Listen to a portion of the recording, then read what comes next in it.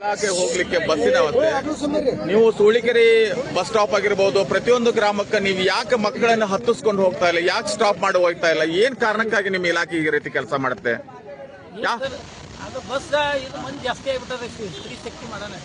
ಪ್ರತ್ಯೇಕವಾಗಿ ಮಕ್ಕಳಿಗೆ ನೀವು ಮಾಡಲ್ಲ, ನಿಯೋಜನೆ ಮಾಡಲ್ಲ.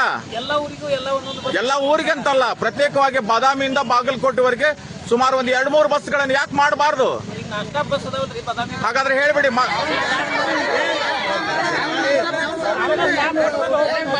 ಒಂದ್ ನಿಮಿಷ ಹಾಗಾದ್ರೆ ಒಂದ್ ಕೆಲಸ ಮಾಡ್ರಿ, ಮಕ್ಕಳಿಗೂ ಒಂದ್ ನಿಮಿಷ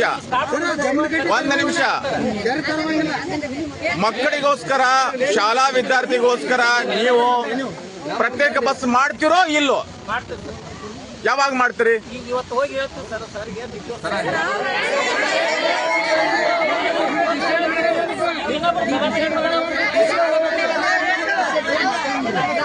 ನೀವು